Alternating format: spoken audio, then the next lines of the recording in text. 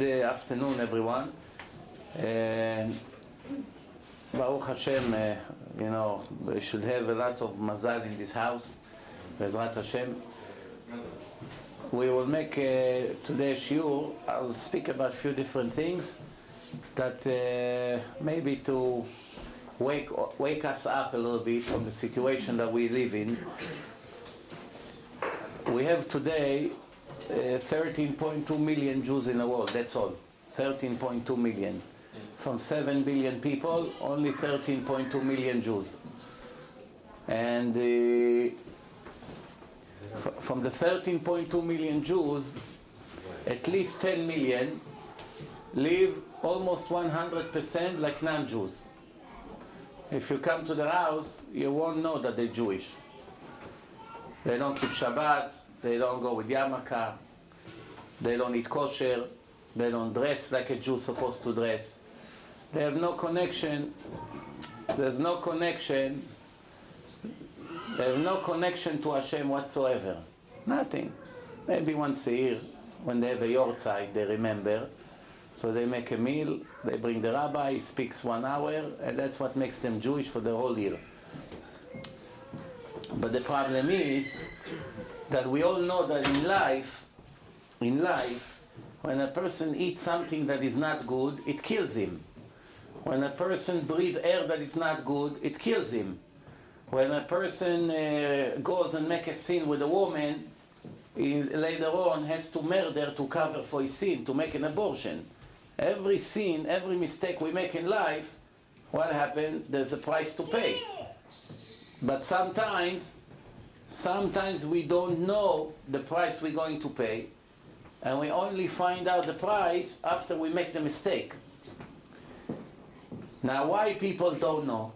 Why people don't know? One reason, not because they're bad people, because they are ignorant. They never learn. We don't know about medicine. Why we don't know about medicine? We don't read. We don't listen to the doctors. We don't check. We don't know what the food does. We eat, we die. Cholesterol, heart problems, all kinds of problems. People who don't check the car. Don't check there's oil, don't check there's brakes, oil, don't check the brakes, never. The car has all kinds of lights, they ignore. One day, the car doesn't have brakes, they fall from a cliff and they die. And then everyone cry. Why? Because the person didn't check. Every mistake we make have a price. However, the problem is that the price is not coming right away. We make the mistake today, sometimes the price is 20 years later. We don't see the price we're paying. That's why we continue to make mistakes all the time. If we saw right away that when we touch the light on Shabbat, we lose our hand, and then when we touch it with the other hand, we lose the other hand, we will never ever violate Shabbat. Why? Because we saw what happened. All it needs that 1 or 2 people would do it, and they pay the price, and everybody would learn from their mistake. Right? Once people do not see the results of their actions, they continue to do it. It's very common when a person steals all the time in his business. Let's say he sells used cars, he all the time cheat the customers. It's a very good car, engine only 20,000 miles. It was 70, but he changed it. Very good car, look, brand new, he clean, he makes vacuum, he invests $100, he makes the car look like brand new. Customer comes, he asks him, you sure it's a good car? Yeah, you look, only 20,000 miles. Customer pay extra $5,000 on the price, and he's very happy. Every day I get fools like this, I make business. But he doesn't know that 10 years later he's going to have cancer and he's going to pay $500,000 for doctors, and it's because of that. He doesn't know. Why he doesn't know? He doesn't know because he never learned the book of God. He never learned what God says in his book. If he would learn the book, he would know not to be stupid. In the end, he's going to pay for all the money he stole double. If he stole $500,000 in 10 years, he's going to lose $1 million. He's going to lose everything he stole double. That's what the Torah says. The thief pay double. Plus, it's not even his punishment yet.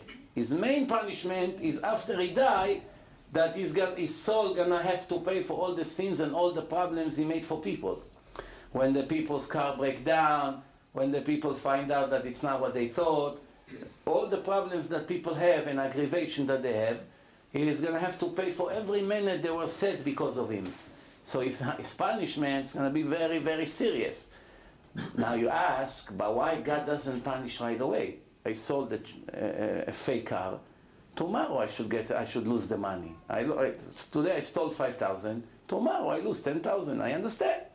I see every time I steal 5, I lose 10. I stop stealing. I'm happy. Hashem happy. Everyone is happy. If that's the way the world would be, nobody would make sins. But nobody deserves to get a reward. What do you deserve to get a reward for? If you have a gun to your head, of course you'll be Shomer Shabbat. You deserve to be a tzaddik? No, you're not a tzaddik. You Shomer Shabbat because you know if you're going to touch the light, I'll blow your head off. You're not a tzaddik. You're the same Rasha you were before. Same wicked person. You just love yourself. You're egoistic. You don't want to die. Now when you light the light on Shabbat, or when you get into your car and you drive, you say, where is Hashem? The rabbis, they don't understand what they're talking about. I drive 20 years, nothing happened. Very good. I make all my business. I make all my business on Shabbat. What is he talking about? If I close the store on Shabbat, we're not going to have what to eat. That's how he thinks. But he doesn't know that actually he's preparing himself a very bad place to go. All the people in federal prison, 20, 30, 50 years, when you go and talk to them after they put them for life, what they all say, I wish I knew it's going to be so bad. I'll never dare to do what I did. Why they did it? Because everyone is sure nothing bad will happen. But that's stupid, because a smart person doesn't take a risk to destroy his life. But now I'm not talking about here. If a person is 40 years old and they put him in jail for the rest of his life, no. So he lost 40 years. Instead of living 80 years, he lived 40 years. No, seder. We are not talking this very short life. We're talking eternity. After the person dies, his soul comes out and the soul lives forever. The question is where this forever will be. In heaven or in hell? If it's going to be in heaven, he's the luckiest person in the world. If it's going to be in hell, Auschwitz is a picnic compared to hell. Picnic. You know what a picnic? You know what the Nazis did to the Jews? The worst thing you can imagine. That's nothing compared to what happened to the Jews who don't listen to God when they die. Nothing. Sometimes they come back to this world in the body of an animal, like dogs, axes, all kinds of things, birds, crows, snakes. Horrible also, because the soul suffers very much inside the body of an animal. Not because the animal has bad life. Maybe the animal have better life than people. He lives in a nice house, they give him food, they take care of him. What's wrong with being a dog if they give you good life? You have your own room, they take you to the doctor, he check you, you have your friends in the neighborhood, they take you out 3 times a day, you play with your toys. Very good life this dog has. Doesn't have to worry about the mortgage, problems, this, raising children, everything by him is fine. That's not the punishment, being a dog. Because really being a dog is much better than 80% of the people who live in this planet. The life of the people, 80% of them is much worse than the life of a dog or a bird. What problems the bird has? The bird has very nice life. Eating everywhere, nice, traveling, freedom, don't have to worry, don't have to buy a house 30 years, pay for the mortgage, doesn't have all these problems. Or a monkey, saw in a Bronx Zoo how the monkeys enjoy on the trees, they have wonderful life. They don't have problems. They're not guilty of anything, they do whatever they want. So what's bad? To be an animal it's bad? No. To put a Jewish soul in a nefesh of an animal and put them together, that's a horrible punishment. Even worse than hell. And this is what happened for people who don't keep Shabbat, or people who lives with a Goya. He's married a non-Jew. That's what happened to them. Homosexuality, this is the biggest sins in the Torah. The Torah says, the Kabbalah explained what happened to these souls. Before I came here, I'm not surprised. It happens to me almost every week.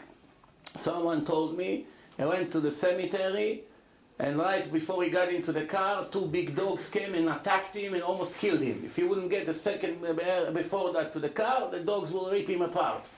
Do you think it's the first time I see it? Always like this. In places that people see Shiva, sometimes you come, you see a dog by the door. is begging to go in. Who is this dog? It's the person who died, and everyone comes to cry for him. Hashem sent him back in the body of a dog, and he wants to come back to where he used to live. But the people of the family don't know it's the father, because they never learn Torah. If they learn Torah, if he would learn Torah, he wouldn't have to come back as a dog. That's very bad. So what I'm saying here is very, very simple. Whether you like it, you don't like it, that's the truth. If that's the truth, you might as well adjust your life according to the truth of God. Not me, I didn't write the Torah. If I would write the Torah, you can argue with me, maybe we'll make a deal. But the creator of the world made rules. You want it, you don't want it, you have no choice. You don't want it, you pay. You want it, you get lucky. That's what they say in English. You can beat him, join him. If your enemy, God forbid, we don't want to call Hashem our enemy, but even just for the argument's sake, if your enemy is much stronger than you, you have to be stupid to go against him. Look what happened to the Georgians against Russia. They decided to go into war against the Russian. What is their chances? They're lucky the Russian didn't wipe them out completely. Nobody can tell Russia what to do. If Russia wanted to kill all Georgia, they'll kill all of them. They're not afraid of anyone. They kill few of them. In the end, they let them leave. But if Russia went a little bit too angry, they'll wipe them out. They put an atomic bomb on them and finish them. You don't go into someone who's much stronger than you. You can't. If you want to go against Hashem thinking you're smart, you're only going to mess up your future, your eternity. Now, you have to know one thing. It's not a problem to be religious. The opposite is wonderful. That's what people don't understand. People think, you know what, okay, I'll be religious. I have no choice. I don't want to go to hell. I don't want to get sick. I don't want to have cancer. I don't want all these things. So, okay, I'll suffer. I'll go like this. I go to the shul. I keep Shabbat. What can I do? And in the end, at least I go to heaven. So now I'm going to earn. People go to college 8 years. They suffer 8 years. Maybe in the end they'll have a job. How much they're going to make? 40, 50,000 a year. Like a taxi driver who came from Bukhara yesterday, doesn't know 2 words in English, they tell him drive a taxi. How much he make? Same thing like this lawyer or the accountant. 8 years he went to college. How much he makes? Most of these people who come after 8 years on college, how much they make? Nothing, almost nothing. Just a salary to make a living, if they can make a living.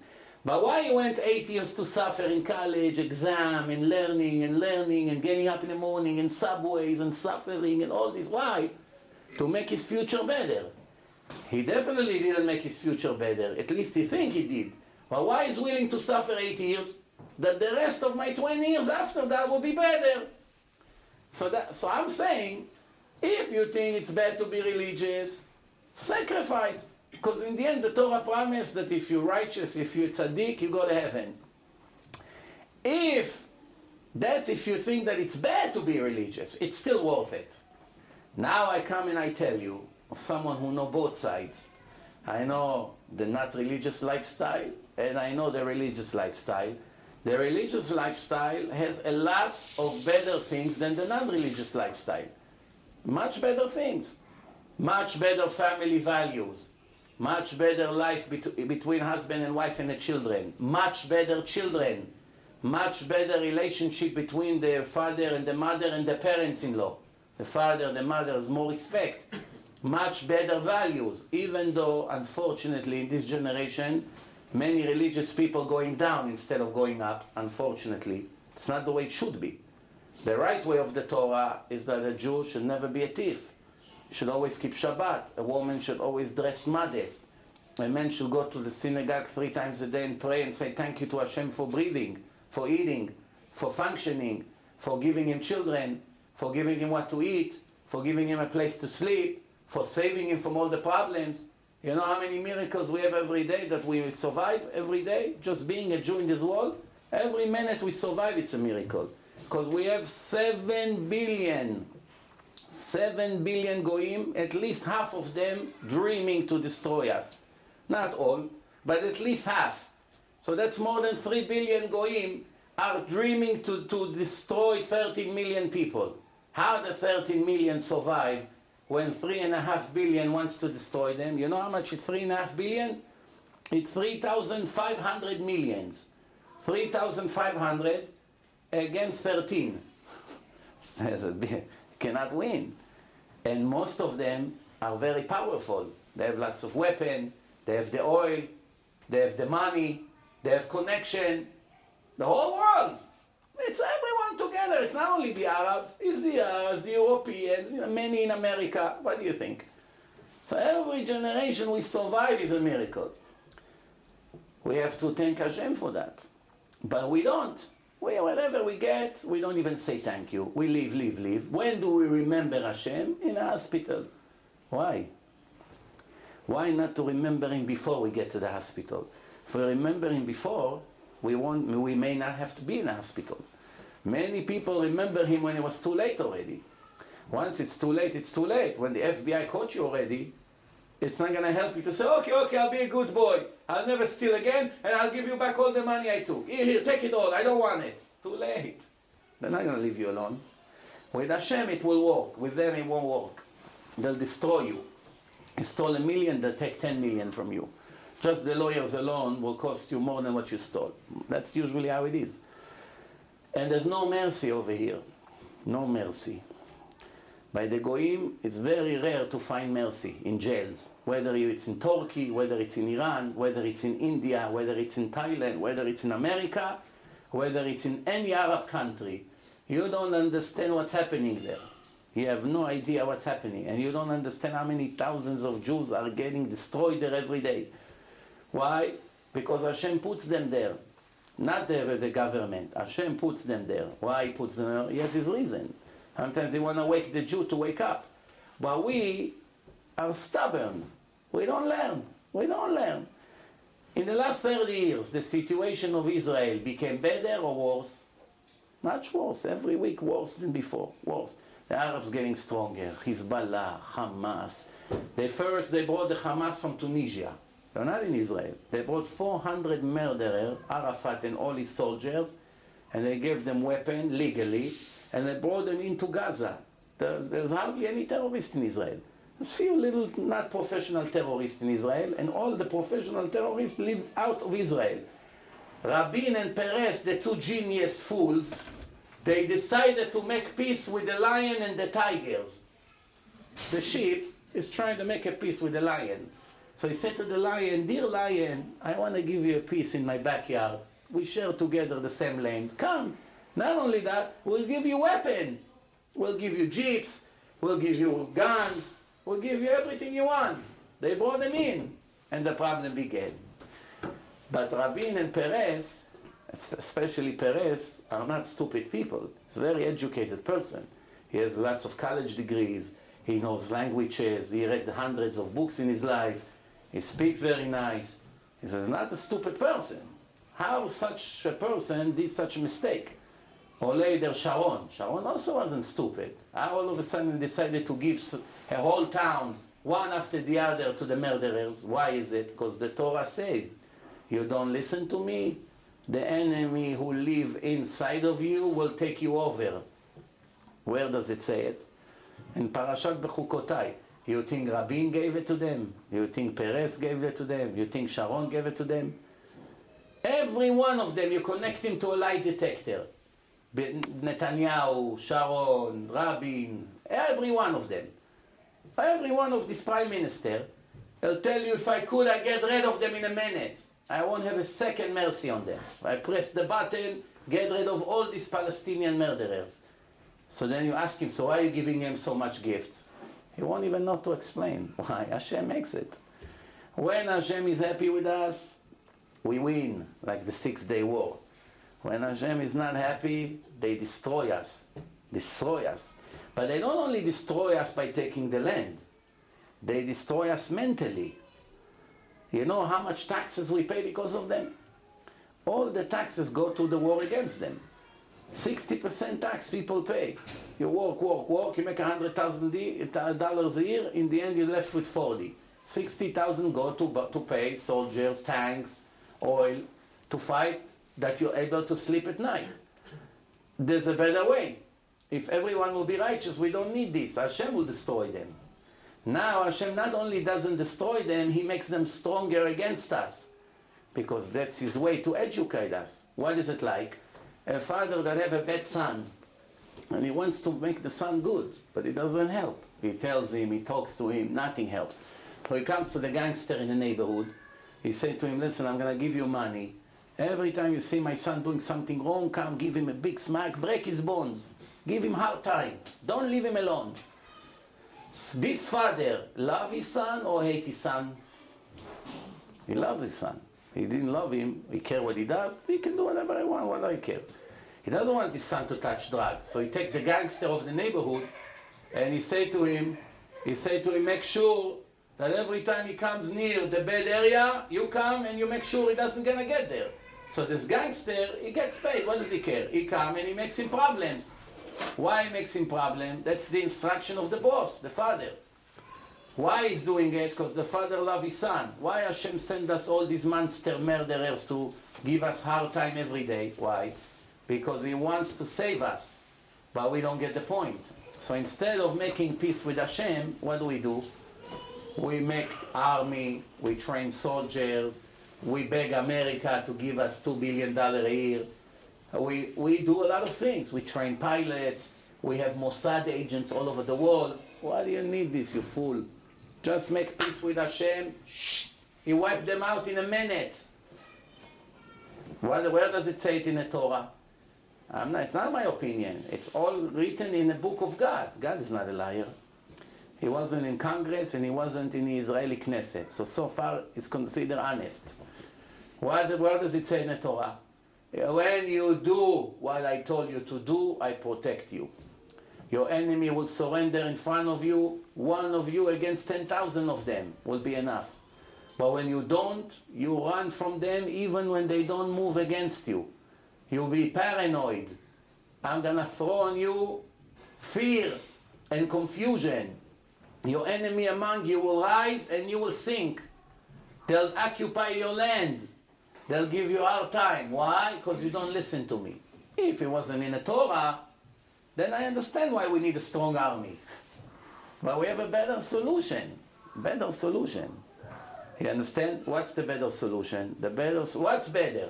It's better if the doctor proves to you that if you talk with a cell phone on your ear all day, it creates cancer in the brain. So far they didn't prove it. It's all kind of theories. But if the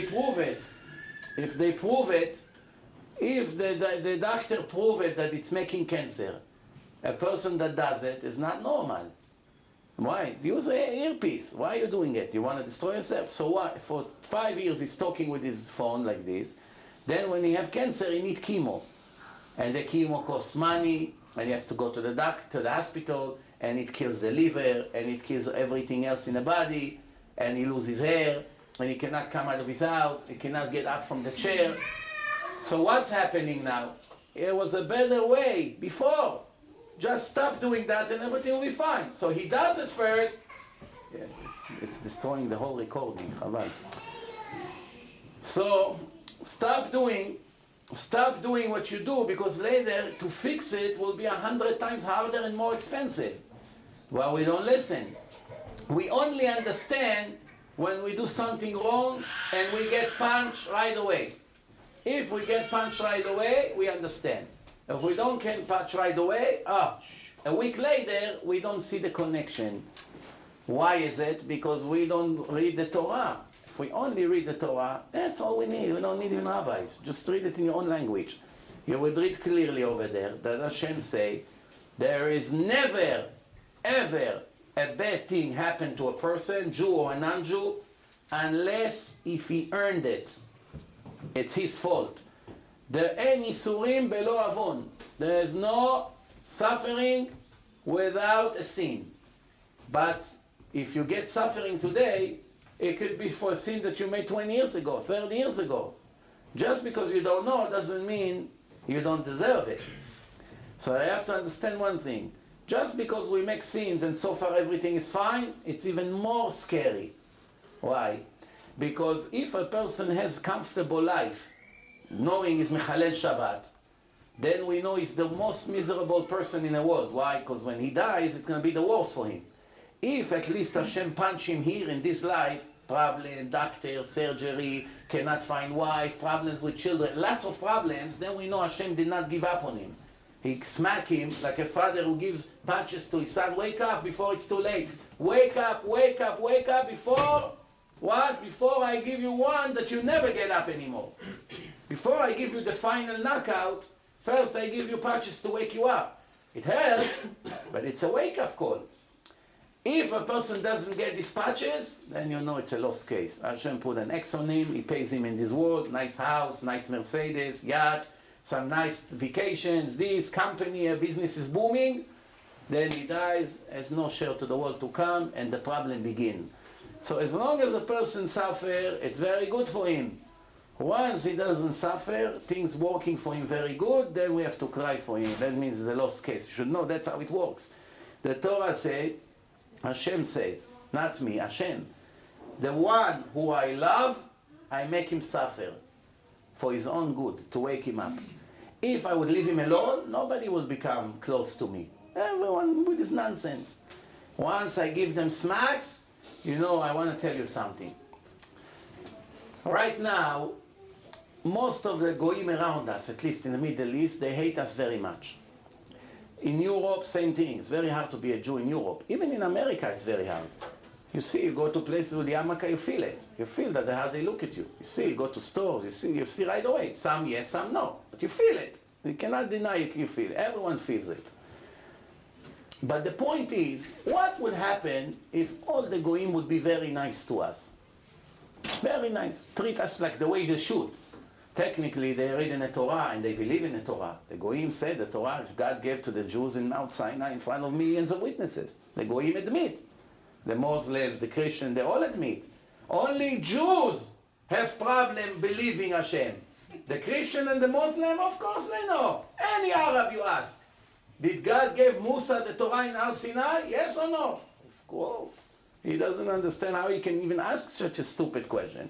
Every Christian in every church in the world, tell them, God gave the Jews the Torah? Of course. The Jews are the chosen people? Of course. Who is your Messiah? A Jew.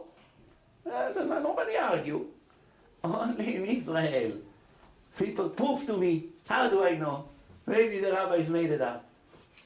You need CDs. That's why I brought you CDs. You need CDs to prove to Jews that Hashem gave us the Torah. Yeah, like 15 years ago, Rabbi Gabbai wrote a book. In Hebrew, it's called Mesilot El HaEmunah. Path to the Faith. In Hebrew. Very good book. So, in the beginning of the book, he went to Rabbi Ovadia Yosef, which is the chief Sephardi rabbi in the world, and he asked him to write him a recommendation. So I'll never forget the word of the recommendation the rabbi wrote.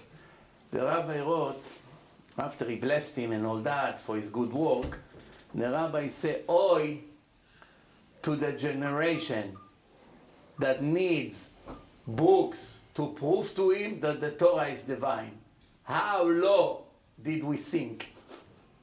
In his mind, he didn't understand how can it be. You need to prove to Jews that we got the Torah. All the world knows it, but we have a doubt. Stupid.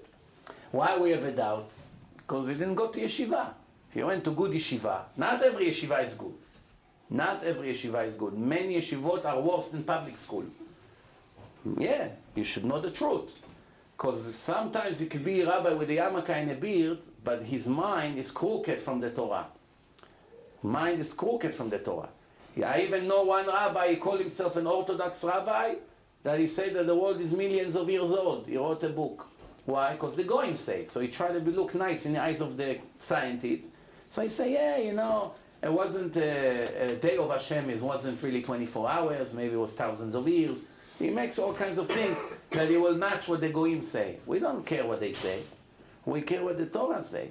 We don't care what the scientists say. We only have one science, is our Torah. What the creator of the world told us. The rest is nonsense. Whatever they tell us, we shouldn't be impressed by that. If it's matched the Torah, no, very good. So I can prove to you. You see, they found what the Torah already told us thousands of years ago. That's what I did in my film, Torah and Science. And you have it here on audio. You can listen to it in a car. Lecture number 1. 4 hours, one proof after the other that the Torah could never be written by a person. Only by the creator of the world. But the point is that After we got the Torah, every question we have, the answer is right there. Why don't we know it? Because we never read it. Anyone here can raise his hand and say, I read the Torah at least once in my life from the beginning to the end? Never. I never found one. You think you did. I prove to you didn't. From the beginning to the end, every word to understand what it means. Every word. Just the translation. Not the secrets. Not the midrashim. Not Kabbalah. Nothing. Not even Rashi. Just the words in Hebrew, what it means, or in Russian, or in English. Doesn't matter. Just the meaning of the words. To read and understand what it means. No, nobody. Not one person I met ever, not religious I'm saying, that really read the Torah once in his life. Nobody read the book of God and they have a lot of complaints against it. How can a person have complaint against a book he doesn't know 1% of it? Huh? How can I have complaints against something I don't know about it? I don't know about, for instance, about computers. I'm going to argue with a computer genius? I have to be stupid to argue with him. I know where I belong, and he knows where he belongs. I don't argue with him in something I have no idea about. Would I argue with a big doctor about medicine? No. Why? I know my limitation. Why anyone who never read the Torah once in their life, they think they know the Torah better than the rabbis? Why? How can it be? Every woman on the street who doesn't know how to read 2 words already have speeches against the rabbis. How? You learn 1,000,000 years, you won't get to their level. You learn 1,000,000 years straight, million, not 1,000, 1,000,000 years, you won't get to the level of this rabbi. So how do you dare to make a beep against him? It's not in your league. We that learn Torah, there's any door here? We that learn Torah, those who really learn, we don't dare to speak against the big rabbis. Because we know where we are and where they are. Who speak against them? People who don't know anything. People who knows a lot never dare to speak about Rav Steinman or Rav Ovadia or Rav Eliashiv or anyone. Never. Only people who know nothing, they speak a lot. People who knows a lot, they know compared to them I'm nothing. I don't make a beep.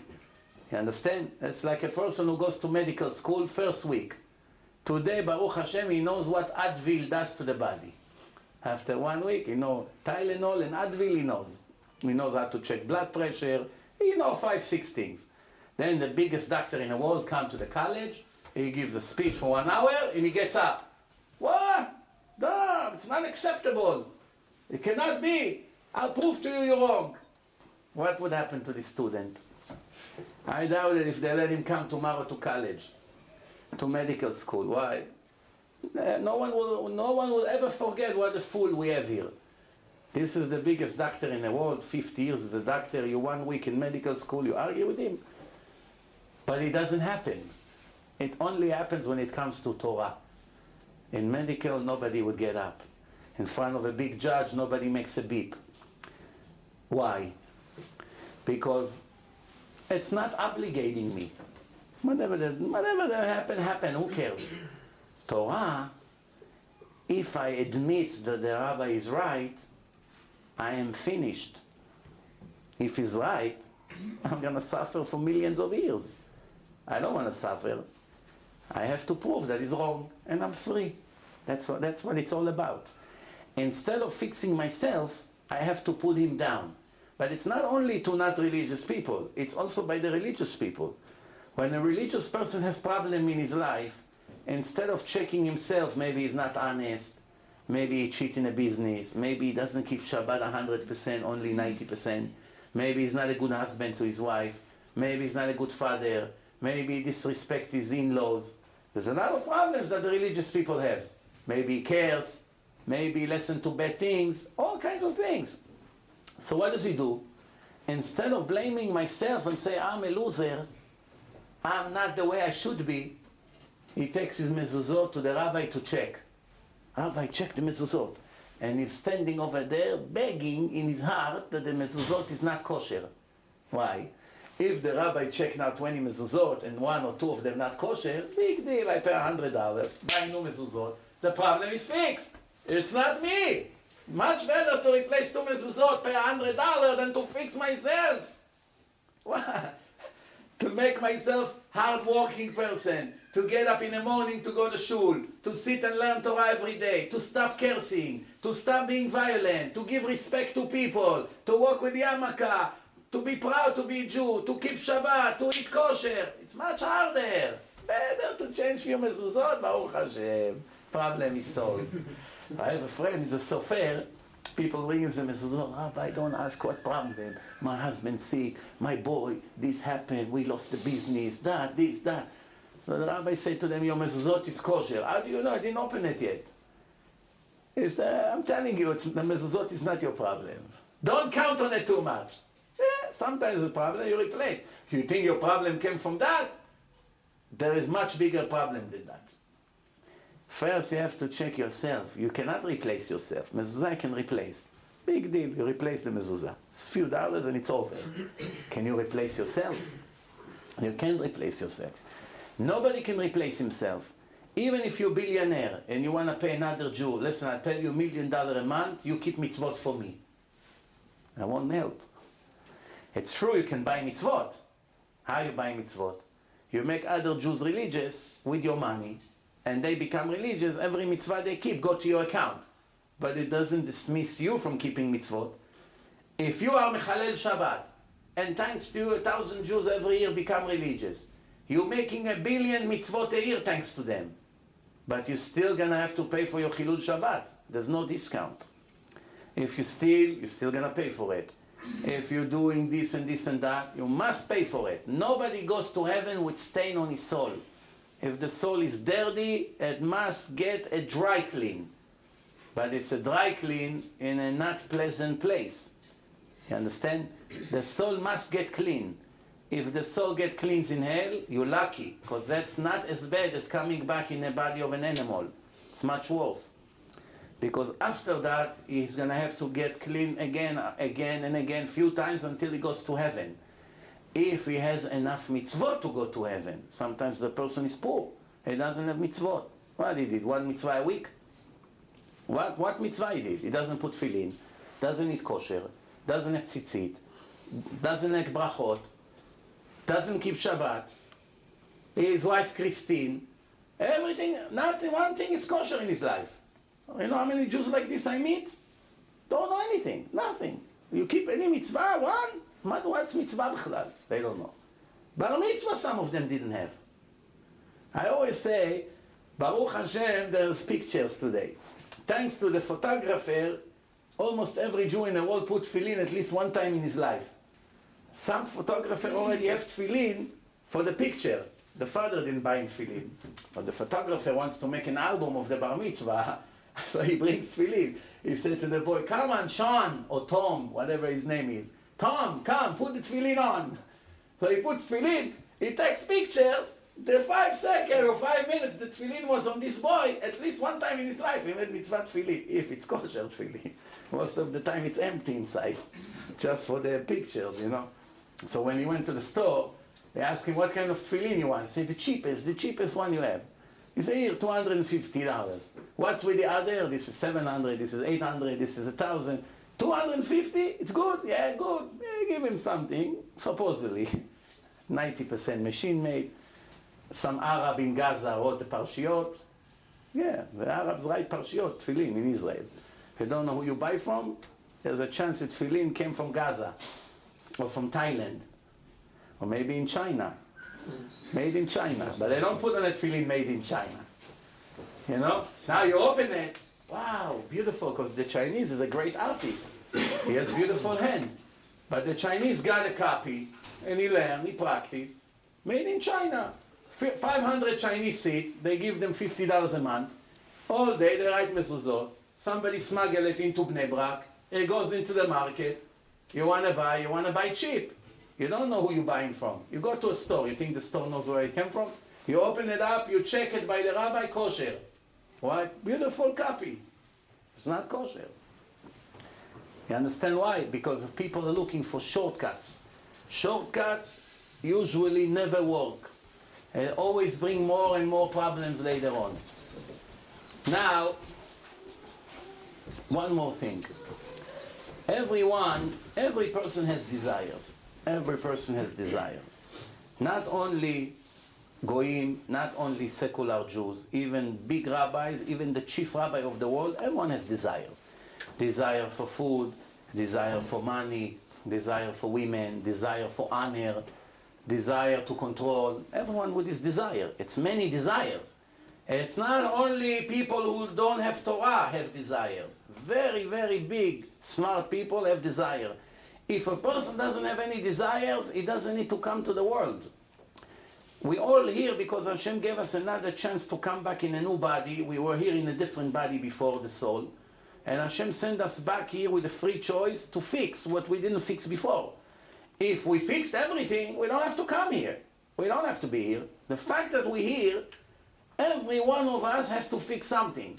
One is jealous, one is stingy, one is, angry. One has desire for food, one has 500 desires, everyone with problems. So how does a person overcome his desires? The Torah told us. Even to make a sin, most of the time there's a kosher way. Most of the time. But the people who are not educated, they'll make the sins as they want. Why? Because they never learn. Do you know that every little detail changed the entire thing? I give you an example, just one controversial example. Some women don't want to have children anymore. They had enough, they can't handle them, especially when they spoil here in America. They grew up like princess in a fancy house. They don't have the head for children. To force them to be a mother of 17 kids, it's just not gonna work. She's gonna kill herself. She can handle 7, she cannot handle 4. Sometimes if you're lucky, she handles 2 and a dog, if you're lucky. This is made in America.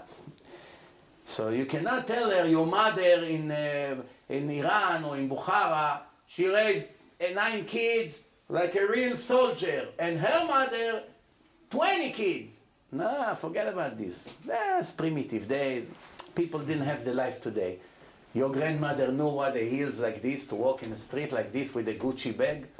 What your grandmother knew? Your grandmother was covered from A to Z, went to the wood, went to the lake, brought water on her neck like this, has chickens, give food for the chickens, sheep, cows. That's what she had. No electric. They lived in a village.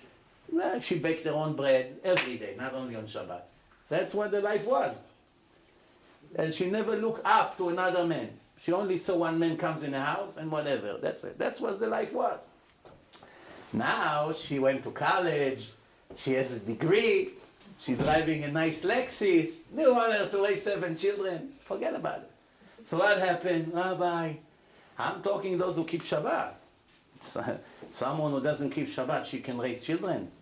She doesn't care about her whole soul. How can she raise children? Look at her children and you understand what kind of job she did. 99 out of 100 are messed up.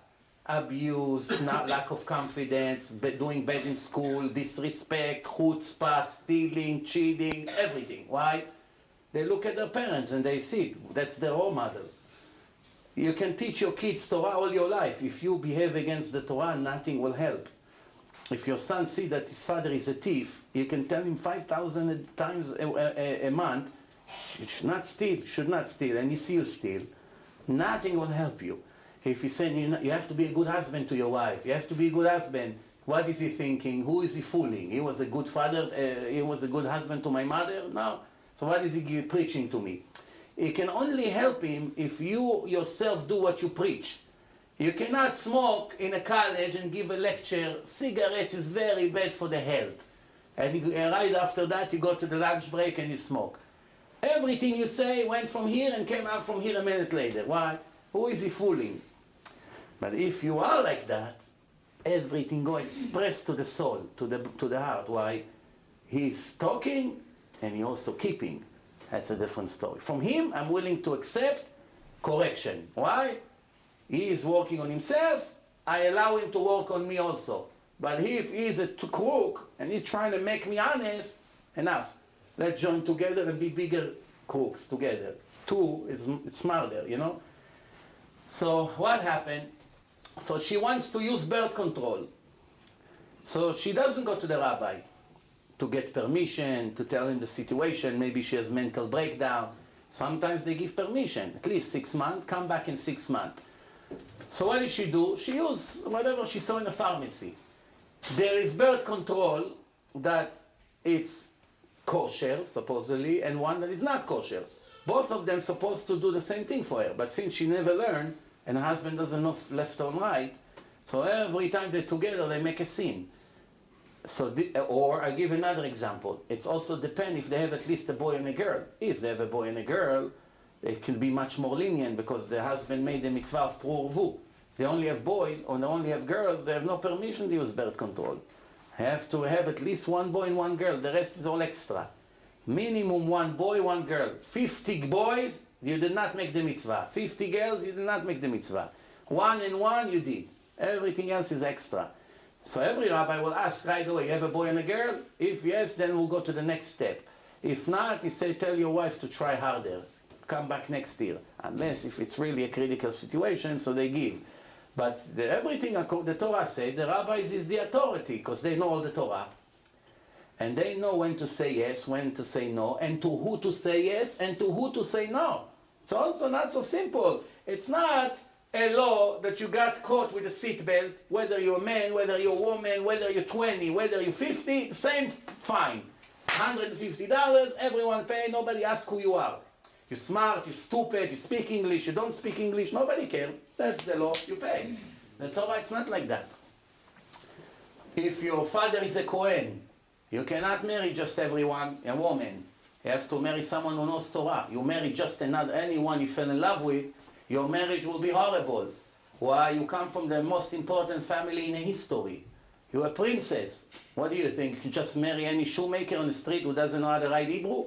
It's not going to work. But your friend, she's not a bad Kohen. She marry an ignorant person. Her marriage can be okay. You see, here you go. Not every Jew is equal. Not everyone is the same. Also, if someone knows a lot of Torah, Hashem is much stricter than him. Someone is a total fool, he tries to learn, he doesn't understand anything, Hashem understands him. He looks at his sin differently. He doesn't look at the same sin of every person equally, because you know this person I'm expecting from him, and from this person I don't expect so much. Or this girl went to Bet Yaakov and they told her modesty, and this girl grew up in a kibbutz. What does she know about modesty? So she keeps 70%. For her it's good. For her level, it's something. For this girl's level, it's a horrible sin. You grew up in Bnei Brak and you dress like this. But for her, Hashem is looking at it in a positive way. Why? Because you see where she came from. Her mother was naked all her life.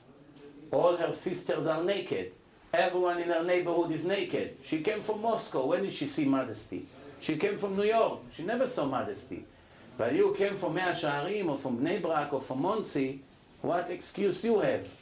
You know the truth. So you see right away, the law is not equal to everyone. Also, it depends where you live. If you try to live to a religious area, let's say you don't have money, can't afford. Usually religious area is double on the price. You live by the Goyim, you pay $500,000 a house. Same house, same level, same area, same everything, but religious area, right away, it's $1 million. Very simple. Look at where we live. We're surrounded by towns of Goyim, but our town is Jewish, upstate Monsey. What's the difference? Well, it's 1 hour from us to Manhattan, 1 hour from them from Manhattan. Same material, same houses, same area, same everything, same county even. Same house over here, $500,000, right here it's $1 million. And the taxes are double here than here. Why? Religious people, they have to live together. When you live in everyone religious, you don't have one car in Shabbat. It's very easy to raise children. The children see everyone is like this. You raise them in the area, Long Island, Queens, Brooklyn, thousands of cars on the street, Shabbat is a regular day, it's much harder. When you live in the area, there's no internet. No internet. It's a crime to have internet. In some neighborhoods in Yerushalayim, they have big signs. Yeah, we'll catch you having internet, we'll throw you out of the area. You're not going to be able to come into your own house. You're out of the area. We'll throw you out of the community. Cannot come to the shul, your kids cannot go to school. You're finished. So nobody has internet. And if he wants to have internet, he has to hide like a criminal It's very difficult. So the kids grow up 18 years without internet. Do you know the difference between a boy who grew up with internet in front of his eyes to a boy that grew up without internet? There's nothing to compare. It's like a monkey and a person. Compare, look at their behaving. Look at the boy who has Facebook and access to dirty website, and look at the boy who doesn't know how to use a computer. What kind of a difference in their spirituality? Right away. There's nothing to compare. You understand what I'm saying here? What we are doing, we are paying a price. You cannot get away with that. So I'm giving you an example. A person that wants to do a sin, if he knows a lot of Torah, he can do actually what the same thing, what he wanted to get in a kosher way. In a kosher way. You understand what we're talking here about or no? If a person does it in a kosher way because he knows Torah, it may look bad, but he never violated any rule of the Torah. Any violation of the Torah he did not do. The problem today that we have is many religious people do not know to tell the difference between what's really important and what's not important at all. So we find something very interesting. Sometimes you meet a person, he looks very, very religious. Look at him, hat, beard, this, much like a real religious person all his life. He will give his life for some custom that is not even a mitzvah. You care, you do it, you don't do it, it's not a violation, bichlad. It's good to do, but nothing more than that. It's not an obligation, you're not doing it, you're not getting punished. He will give his life for that, and a minute later he will violate the worst sins of the Torah. And when you ask him, how are you giving your life for this custom, when it's not even mandatory, and here you do it 500 times a week, he will say to you, you compare this to this? That's a much more important thing. When reality is the other way around. I give you an example. You sometimes find a person, grew up very orthodox. His beard is his life. He will never trim one millimeter of his. You give him $1 million cash, tell him cut your beard a little bit. It's too long. Make it short, mother. You're crazy? I'll give my life for the beard. $1 million. You put all your kids in good yeshivot. You help them. They learn Torah all their life. Yeah, I'll give you $1 million. Trim the beard a little bit. No, nothing to talk about. 2 minutes later, he comes, he finished to pray Shachrit, he stands by the coffee machine, speaking 15 minutes, guarantee, every day, Lashon Hara about everyone he knows. You saw what this guy did? So this woman, what she did? You saw what happened? This, that. They say that he did this, they say he did like this. It's 15 minutes, Lashon Hara. Every word of Lashon Hara, one word. You say about Reuven, I heard Reuven is a crew. You don't know. Maybe it's a lie. You're destroying lives here. You're murdering families here. You heard what happened? You know why they broke up? Because the father is too cheap. He didn't want to pay for the wedding. Now everyone in town will know it. Even if it's true, it's a sin. You ask him to trim his beard, he'll kill you. To speak Lashon Hara, all day he speaks. Sometimes I laugh. I go to some synagogue, they have a big sign. Over here, if you want to pray, you want to be chazan, you have to have a beard, you have to have this stripe, you have to speak in a certain accent, and they have a list of things. None of the things on the list is important in the eyes of Hashem. The things that is important in the eyes of Hashem, it doesn't say it. It doesn't say you have to be a shomer Shabbat. It doesn't say your mouth has to be clean, not to speak Lashon Hara. It doesn't say your hands has to be clean, you cannot be a thief. You come to represent us in front of Hashem, your hands is full of stealing, you're a murderer, you speak Lashon Hara, or you worship an idol, we cannot make you the chazan. It's not what it never say it. What does it say? If you don't speak in a certain accent, you cannot be chazan. If you don't have a hat, which is not even an obligation, bichlal. The hat is not an obligation. Even a kippah, a yarmulke, it's not an obligation from the Torah. It's a rabbinical law. It started as a custom, only by the big rabbis, and later became the law.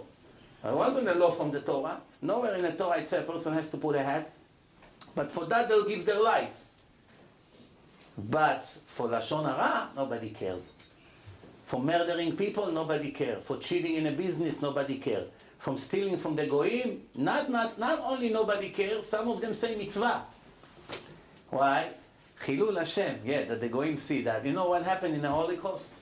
After the Nazis finished what they finished, and the Russians and the Americans liberate the camps in Poland, in Auschwitz, and all these places, the Polish, the Goyim, came with axes, garzenim, axe, and went to the Jews.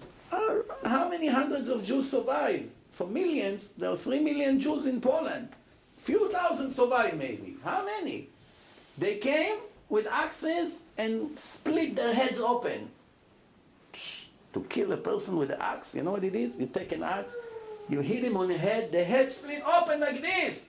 The brain, the eyes are on the floor. That's how they kill them. So they asked them, even the Nazis didn't kill them like this. They put them in a gas chamber and they died there. They didn't really did like this. Barely. How did you hate them so much? So they said, we had to finish the job. We couldn't let them go back in to take over in Poland. So they asked them, but why you hate them so much? They said, because they used to steal from us in a business. They used to steal from us in a business. They don't want them back. If they'll all be honest, they'll come to help them. Come, let us help you. The government will make rules. We'll give you back houses. We'll make shelters for you in the meantime. We give you aid from the government. No, we don't want you back here. What do you mean steal? Steal, cheat the customers in a business. If I You tell them it's an 18 karat gold, you sell them 14 karat. This is cheating. Yeah. If you buy diamond accidentally $500, it costs $5,000. No, that's and I not- tell you for Oh, you see, now you gave me a good example from what I've been trying to say for the last 15 minutes. Thank you. You have to know the rules. Sometimes you can make money from a stupidity of a person and it's not considered a sin. Sometimes you make money from his stupidity and it's a sin. Let me give you an example. Somebody come and ask you, tell me, the tuna salad is from today? Let's say you have a bagel store. Is it from today? It's from 3 days ago. You say, yes, it's from today, very fresh. It's a sin. You made a sin. Jew, goy, it's a sin. If he comes and asks you, the tuna is from today, you can say to him, the tuna is fresh, don't worry. The word fresh can be argued. Who said it has to be fresh from 5 hours ago? Fresh from 3 days ago, it's in the refrigerator. I would eat a tuna salad that was made 3 days ago if it's covered in a fridge. What's the problem? We're not that spoiled. If it's in my house, I eat it. Now, if it's in a bagel store, I don't want to eat it because I prefer something that was made an hour ago, of course. But it's not a lie. If I say to him it's fresh, and he doesn't ask anymore, I didn't make a sin. If I say to him, yes, it's from today, he's going to buy it, but for me, the money that I took from him, it's a sin. Gotta lose this money. Hashem will clean me from this money. And if I say to him it's fresh, if he asks me, fresh from when? That's a different problem. I have to say from 3 days ago. But if he doesn't ask, fresh, he understood one day. That's his problem, not mine. He comes to buy a car for me. He said, how is the car? I said, I'm not a mechanic. Take it to a mechanic and check. If he said, no, I trust it. It looks good. Okay, I'll buy it. It's his problem. The car dies a week later. It's not my problem. I didn't cheat him. I told him, take it to the mechanic. Bring an expert. I sell a house. Bring your expert. Check the house. What do I know? What, I'm an engineer? Well, check everything. Your house is in front of you. Bring your expert. That's the price. Same thing, diamond or gold. We buy gold. Everywhere you go, we buy gold. The economy is very bad. All the gold in the houses going into the refinery there. They make new things. So what happened now? A person comes to you and show you the gold. Whatever. Let's say the value of it is $1,000. You say to him, I'm willing to give you $500 for it. You didn't force him to say, take it or leave it. You want? what if it's worth $500? Two different words. No, it doesn't matter how much it's worth. You didn't cheat him. You didn't tell him it's worth 500. That's cheating. You tell him, I'm willing to give you $500 for it. What is it worth? It's irrelevant. It could be $1 million. I am willing to, for me, it's worth $500. Why? Because I want to make 500. Don't want to work for free. If he say, no, it's too little, no problem, no hard feeling. If he say, okay, that's his problem. He come back next week, say, hey, you cheated me. You gave me only $500, now I find out that it's worth $1,000. I said, I didn't cheat you. I told you I'm willing to give you 500. You could have gone and asked. Maybe somebody will give you more. I didn't force you to sell. So even to cheat, there is a kosher way to cheat, and you're not a cheater. You're doing the same money, knowing how to speak. It's a big difference. You have no idea how, when the punishments arrive, you'll kill yourself from not knowing Torah, not knowing halacha. Every clever Jew has to learn Torah just to know how to do what he wants to do in a kosher way. You understand what I'm saying or no? Because if a person doesn't do it, he does the same thing in an illegal way, he's going to get punished for it. Reuven and Shimon doing the same thing. He trick in a kosher way, and he tricks in a non-kosher way. And they make the same money. Why? Depend what word you use. Depend what word you use. You give $1 million to a person to open a business. He say to you, okay, I'll put the money, you put the profession. We'll be 50-50 partners. You say to him, אני ממנה אותך, I'm nominating you to be shomer sachar for the money. That my money will be in your hand as a guard with reward. And you take $1 from your hand, from your pocket, and you give it to him. Here, take the $1. And he took the $1, and that's it.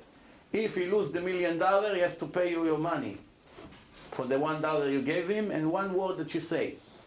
You say to a woman, הרי את מקודשת לי, and she agree. She's no man allowed to ever touch her ever again. It's a married woman. That's it.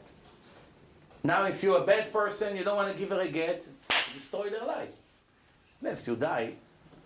It's a very high chance to die. If a person does it to a woman, usually it's end with a tragedy. And Hashem say, listen, the only way to release her from him is to kill him. We had a case like this. There was one husband who used to hit his wife for a period of 2 years and didn't want to give her a get. So in the end, they put him in jail. In Israel, it's not like here. Here, it's a problem because the Rabbanut doesn't have a power. They live in a Goyim country. They don't give the rabbis the authority like the court has. But in Israel, the rabbinical court has power when it comes to family issues. Divorce and marriage. They have power. So if the husband doesn't want to divorce his wife, doesn't want to give her a get, they can put him in jail. They can get his driver's license away. They can take his passport away. He cannot leave the country. They give him hard time to put pressure on him to give her the divorce, that she won't get stuck. So they put him in jail. 2 years he's in jail. He doesn't want to give her a get. Doesn't want to give her a get. What happened? He got a disease and he died. That was the only way for her to get a get. Without it, he would say, I'll stay in jail for the rest of my life and I would not give her a get. That's a dirty person. How much revenge you can have again? What did she do? She wasn't a good wife. She disrespected you. She cursed you. She insulted you. She cheated you. Whatever she did. 1 year you're angry. Let it go. There's a boss to the world. Everyone gets what they deserve in the end. You don't need to be God.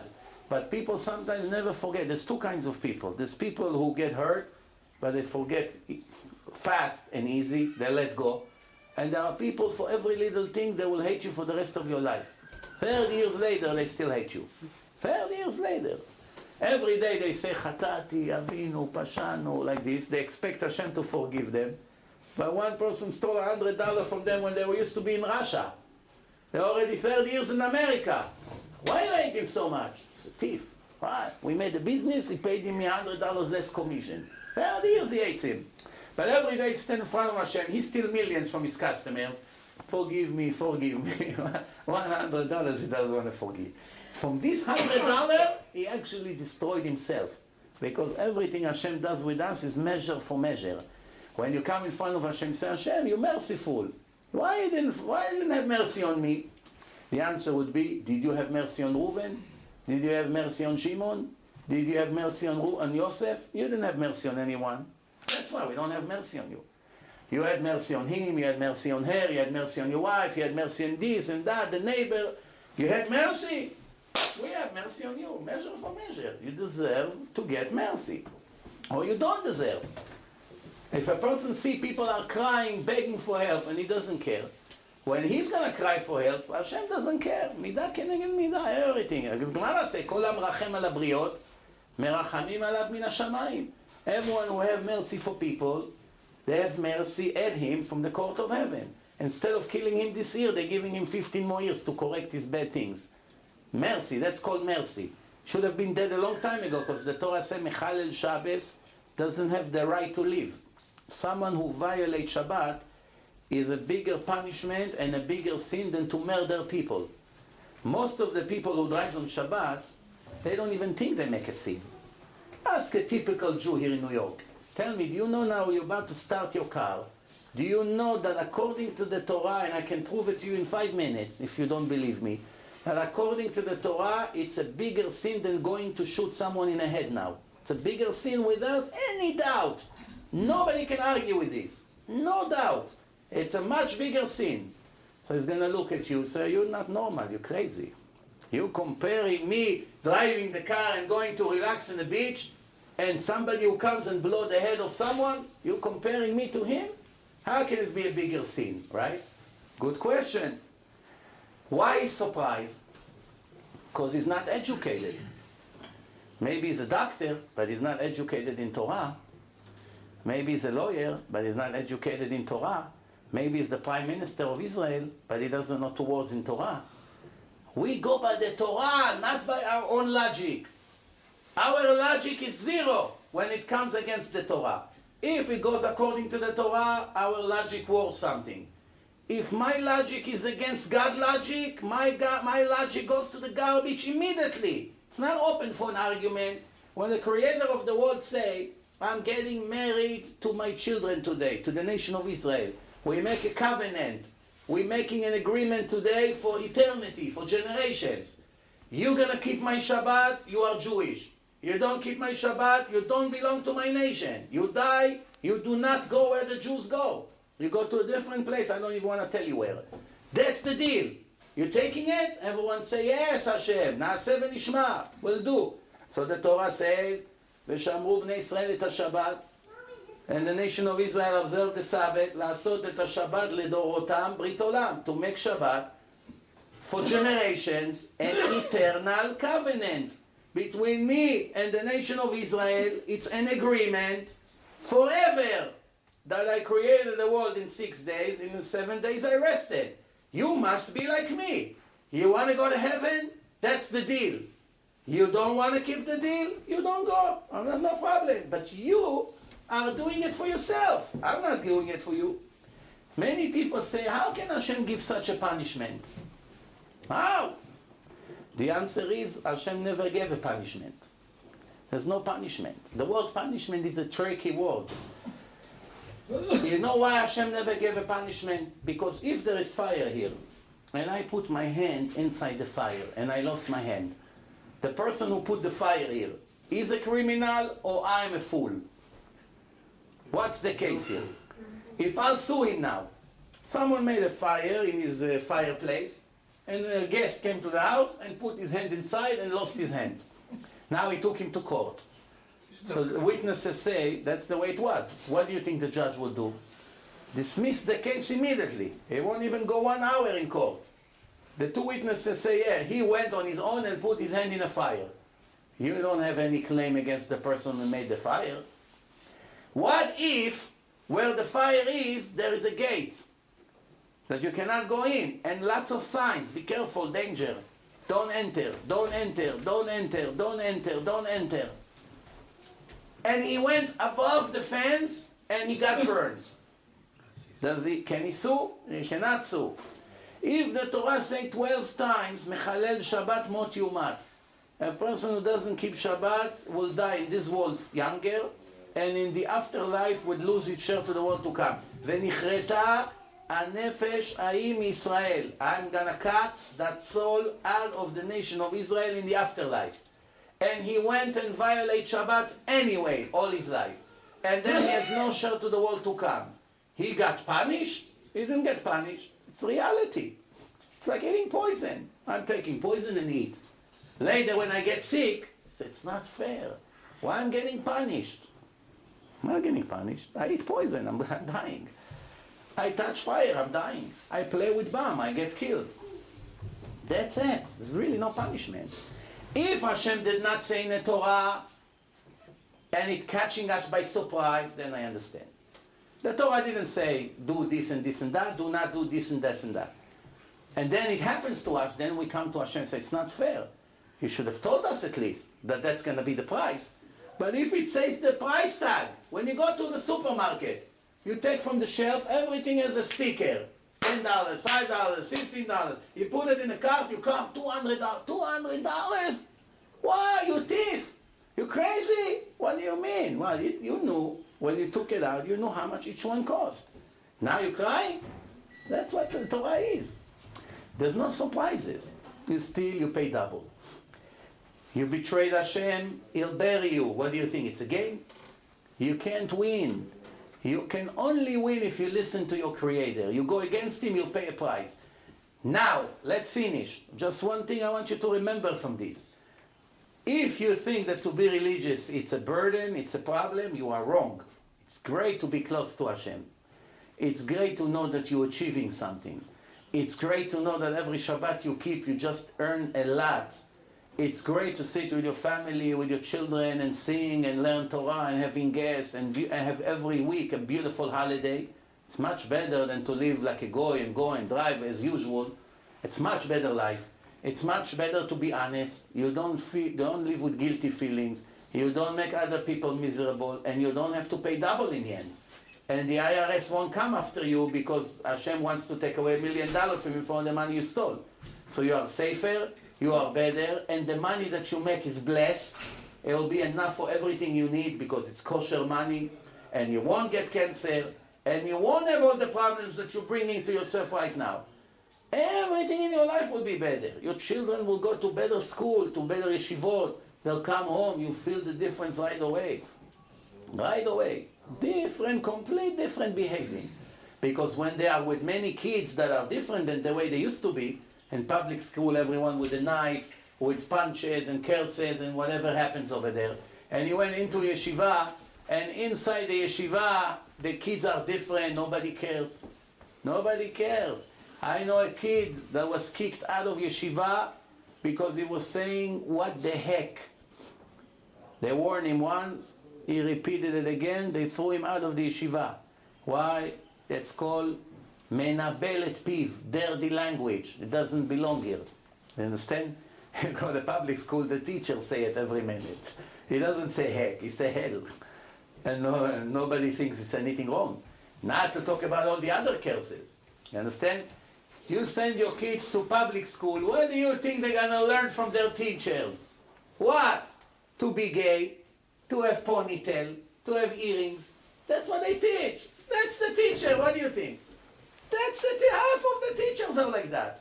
And if you speak against it, let's say you heard your father speaking against that, how can you make such a sin? And you say it in front of your teacher? He isn't going to hate you for the rest of the year. Why? You're not open-minded. You have something against those kind of people. Why? You are the problem. You following something that the creator of the world say it's not right to do.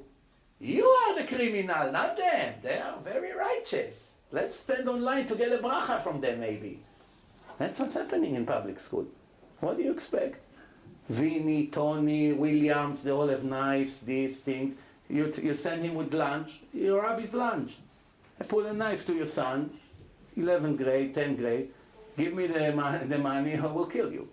What do you think is over there? Gangs, bullies. That's what's happening. Metal detector in public school.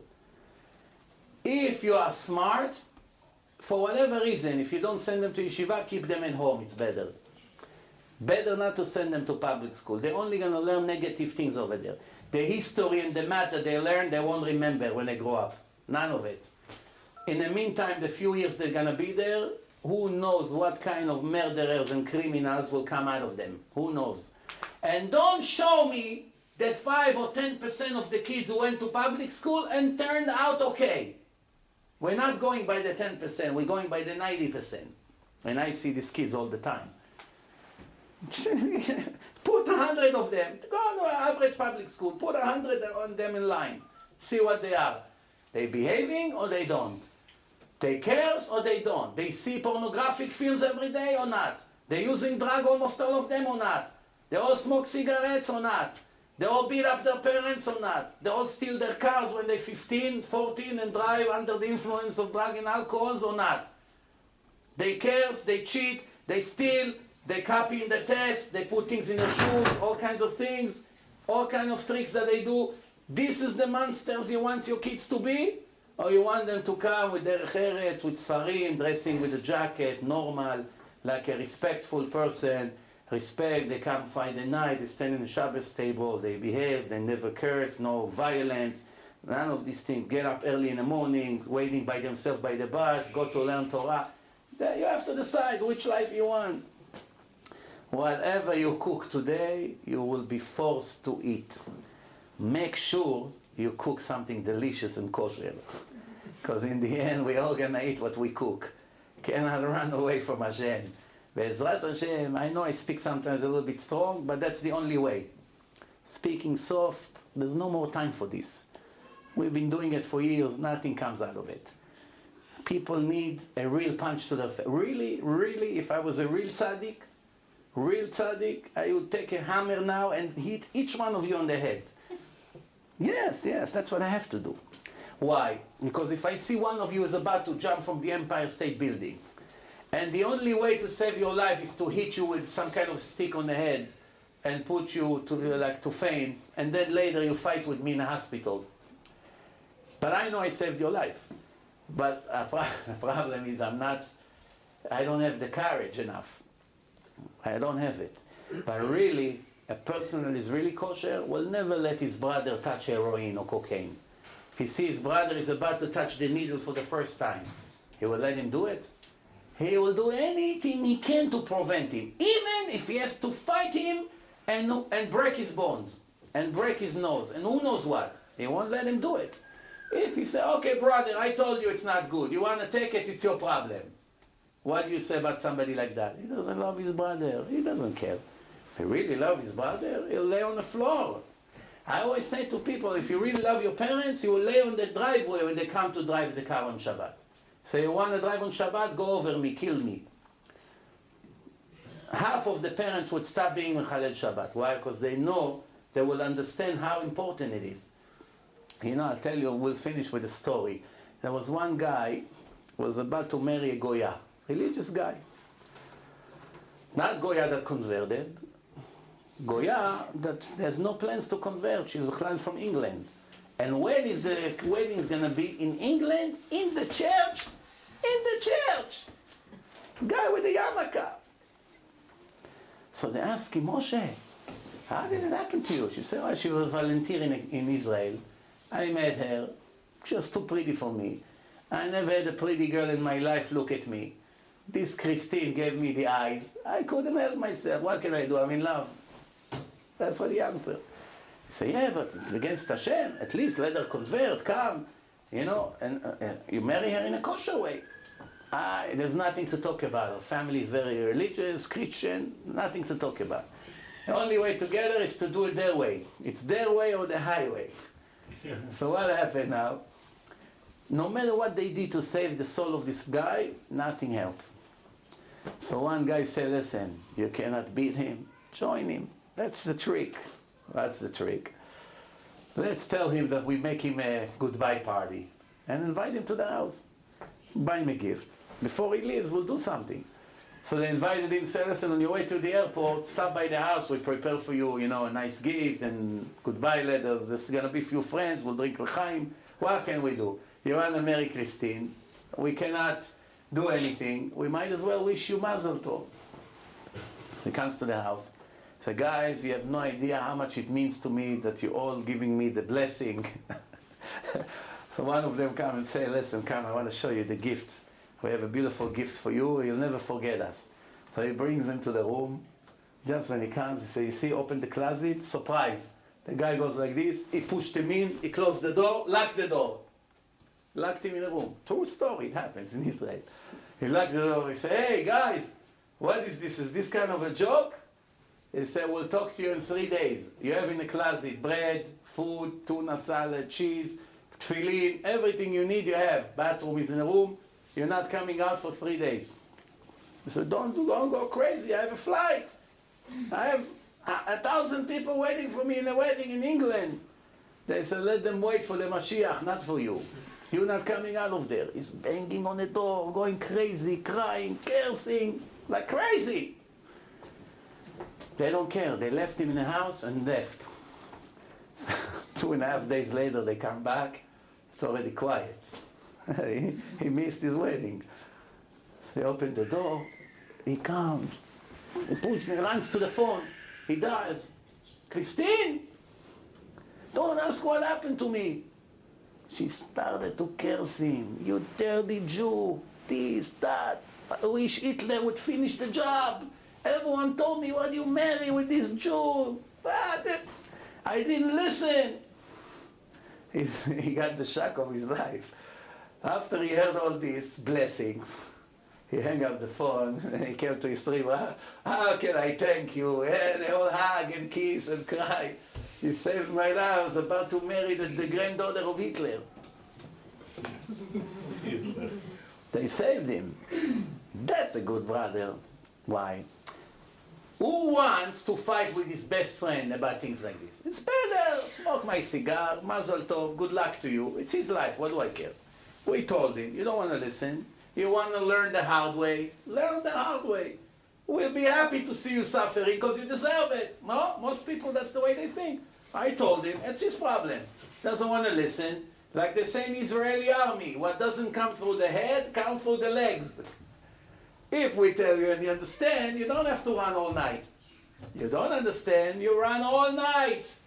Tomorrow when we tell you sit, get up, go, come back, 60 seconds, you understand. When do you understand? After you ran all night. When you just got an order, you didn't understand. After you ran all night, tomorrow, that's it. We never have to tell you something twice, because you got it, through the legs. So they cared, and they did something extreme, and they saved the soul of this kid.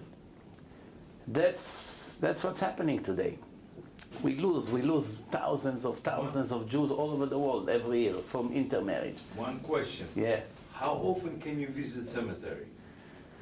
But the truth is, it's better never to go to the cemetery. Never. Never to enter the cemetery. Women for sure never. Men, if they have to go to their father or mother's yahrzeit, only once a year. But it's better never to go into the cemetery. Only bad comes from that, nothing good. Better not to enter over there for many reasons. There's impurity, if a person is wasting seeds, so there's a lot of Hashem Yerachem Mezikim that can take revenge against him. All kinds of problems in a cemetery, better not to go. You know, if a person feels bad from his parents, or the parents especially ask to come every year, and he wants to go, so he goes once a year to the yahrzeit, that's it. And short as possible, go in, Kaddish, 10 people, and goodbye. Not to stay there. It's not a Hilton hotel, you know, the cemetery. It's not a place we want to be in. You understand? But if a person has a choice to live across the street from a cemetery or across the street from the beach, where should he live? Across the street from the cemetery.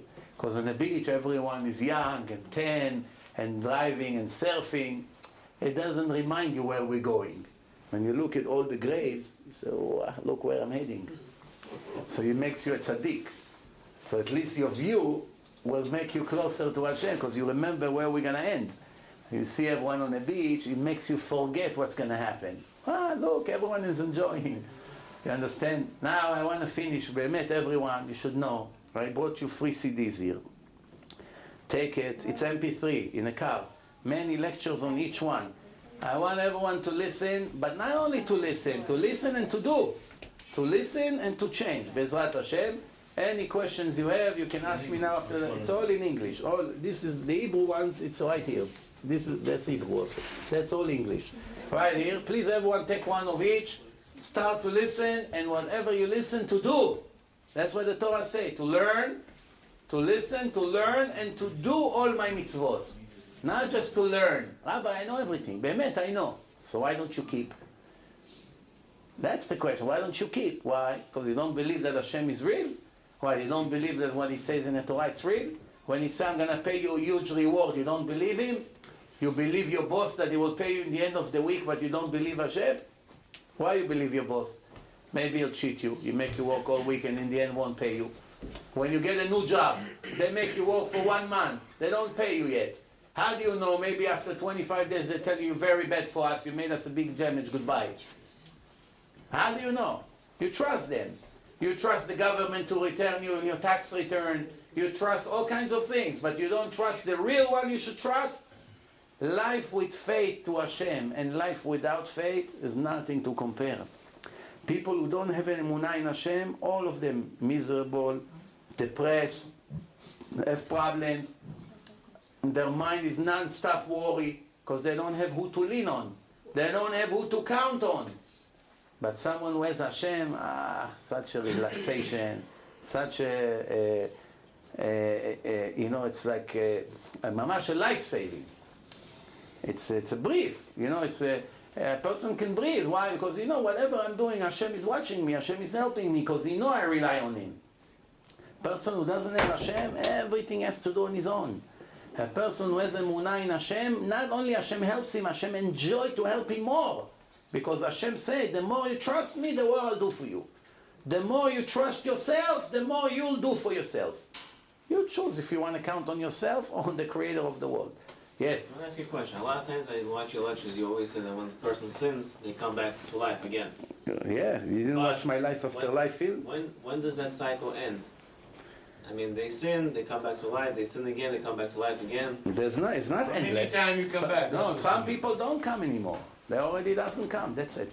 No, but a lot of times you say that the person in this life he has, let's say, he's a jealous person, he comes back to life, he has to fix that problem. Yeah. He comes back, he fixes jealousy, but now he has a new problem. It's limited. No. I always say clearly, what you corrected already, that's it. You will never come back with that. If you were jealous in your previous life and you stop, when you come back to the world, you come without desire to be jealous. If you are angry and you fix it, you're born very relaxed person because you fixed it. If you're a generous person, you will always be generous. You're not going to come back stingy. Whatever you have negative in you, that's a clear indication that you did not fix it yet. So eventually you come back as a perfect person. No, you don't need to come back. If you're perfect, you go where the Baba Sali and Rabbi Shimon Bar Yochai and all the Rabbi Mizrachi. You're going to be in a good company.